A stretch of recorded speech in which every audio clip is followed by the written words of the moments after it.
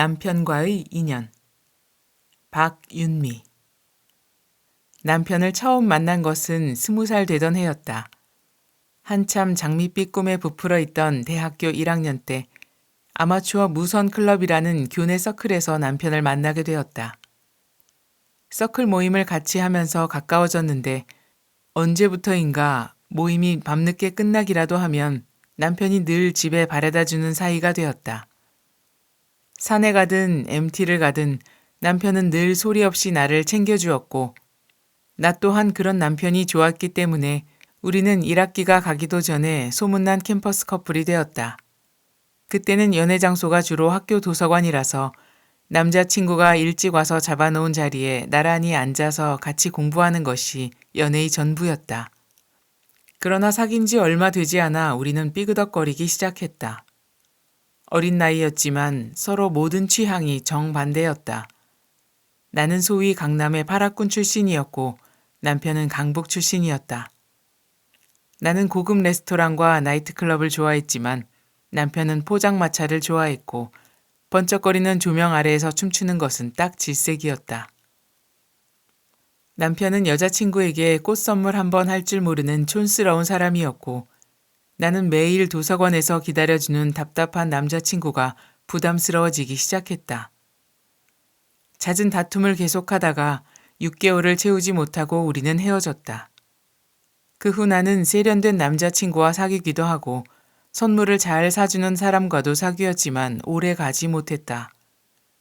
이상하게도 마음 한구석에 남편이 남아있었고 철이 들면서 남편이야말로 나를 진심으로 위해준 사람이었다는 느낌이 들었던 것이다. 결국 4학년이 되면서 다시 남편을 만났고 결혼 약속을 하게 되었다. 결혼하고 아이를 낳고 살아가면서 우리는 연애할 때와는 비교도 안 될 정도로 전쟁을 치르게 되었다.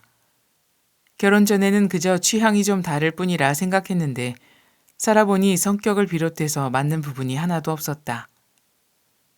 남편은 결벽증 환자 같았고 매사에 신경질적이었다.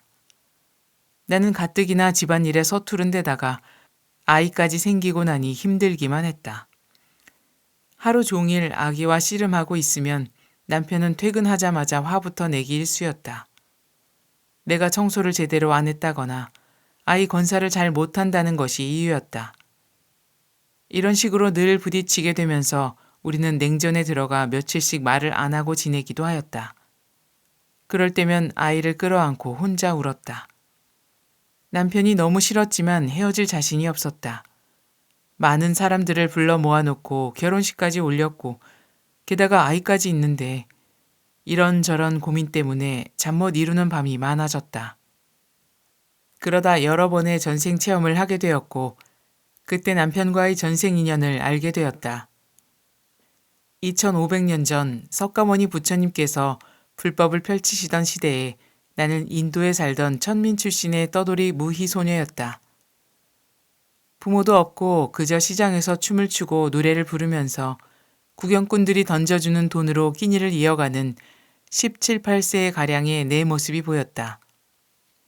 비록 천한 신분이었지만 그때의 나는 빼어나게 아름다운 외모를 지니고 있었다. 당시에는 석가모니 부처님과 제자들이 최고로 존경받던 시대였다.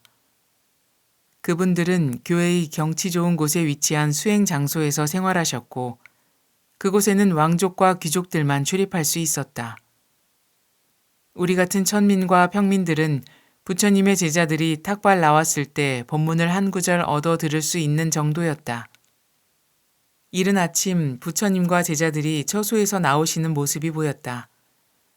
많은 사람들이 길 양옆에 서서 그분들의 행렬을 기다리고 있었는데 나도 그 중에 한 사람이었다.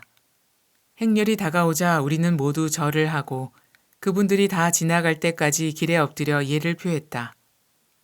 나도 엎드려서 마음속으로 저도 다음 생에는 부처님의 법문을 들을 수 있게 해주세요 라고 기도했다. 그러다가 고개를 살짝 들어 행렬을 바라보았다. 맨 앞에 부처님께서 계셨고 뒤에는 여러 제자들이 따르고 있었다. 그 중에 부처님의 뒤에 있던 제자 한 사람이 갑자기 내 쪽을 쳐다보는 바람에 우리는 순간적으로 눈이 마주쳤다. 짧은 순간이었지만 나는 거룩해 보이는 그 모습에 반했고 그 제자는 내 미모에 순간적으로 마음을 빼앗겼다. 그렇지만 그것으로 끝이었다. 그는 다시 부처님을 따라 앞으로 걸어갔고 나는 다시 고개를 깊이 숙이고 땅바닥에 엎드렸다. 그 제자가 지금의 남편이었다. 거기까지 보고 있었는데 옆에서 누군가의 목소리가 들렸다. 너희 남편은 귀족 가문의 아들로 부처님의 제자였다. 그는 공을 깨우쳤다고 생각했지만 그것은 이론에 지나지 않았지. 실제적인 공을 몰랐기 때문에 너를 보는 순간 마음을 빼앗겨서 부부의 연이 맺어졌다. 너 또한 수행하고자 하는 마음은 간절했지만 수행을 외형적으로 생각했기 때문에 부처님의 제자를 사모하게 되었고 이에 인연이 맺어진 것이다. 그러나 남편은 교육을 많이 받아서 격식과 예의를 중시하는 사람이고 너는 순수하지만 교육을 받은 적이 없어서 예의도 모르고 주변을 의식하지 않고 제멋대로 사는 사람이기 때문에 같이 사는 자체가 서로에게 고통일 수밖에 없었다. 너희는 그동안 같이 살아오는 자체가 수행이었다. 이 말씀은 내 가슴에 큰 충격으로 다가왔다. 우리 부부의 전생 인연을 보았다는 자체가 중요한 것이 아니었다. 어느 부부든 특별한 전생의 인연이 있기에 만났을 것이 아닌가. 중요한 것은 무엇이든 정반대인 우리 부부의 성격 이면에는 전생에 살았던 방식에 의해 각자의 영혼에 뿌리내린 인식이 거대하게 자리 잡고 있었고 그 때문에 서로 부딪히고 이해하지 못했다는 사실을 알게 된 것이다. 동시에 남편 역시 그동안 나로 인해 엄청난 스트레스를 받았음을 알게 되었다. 그래, 나는 당신 이해해. 라고 머릿속으로 생각하며 고개를 끄덕이는 수준이 아니라 남편의 마음 자체가 되어 그 고통을 온 마음으로 감지할 수 있었다. 어쩌면 그토록 오랜 세월을 나 중심적인 생각에 사로잡혀 상대의 입장은 아랑곳하지 않고 살았는지 한없이 부끄럽고 미안하기만 했다. 청소와 정리정돈을 싫어하는 내 기준으로 남편을 결벽증이라고 몰아붙였으니 말이다. 나만 힘들다고 불평하면서도 내가 노력해서 남편에게 맞춰 살아왔고 덕분에 이제는 원만한 결혼 생활을 하고 있다고 스스로 위로해왔다. 그러나 그것은 나의 착각이었다.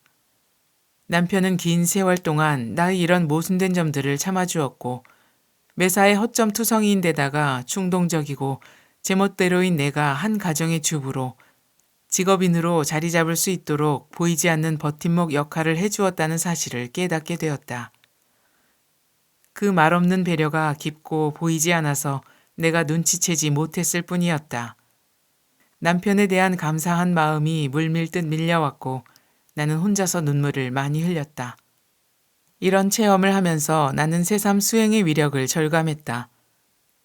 예전에 깨달으면 사랑도 감사도 자비도 저절로 생긴다는 스승님의 말씀을 들으면서 속으로 감사하고 사랑하는 마음을 이제부터 가지겠다고 결심한다고 해서 그런 마음이 생기는 것은 아닌 모양이다 라고 막연히 생각해 왔었다. 그래도 그런 방향으로 살아보려고 외형적인 노력을 많이 해왔다. 남편이 원하는 대로 정리정돈을 열심히 한다거나 하는 것이 그런 노력의 일환이었다. 그러나 이번에 나와 남편, 각자의 깊은 내면 의식을 알게 되면서 그 차이가 어디에서 연유했고 그로 인해 상대의 마음이 어떠했을지를 환히 알게 되면서 내 마음은 자연스럽게 감사와 이해로 충만해졌다. 궁극적인 깨달음에 비하면 작은 깨달음이겠지만 내게는 정말 소중한 깨우침이었다.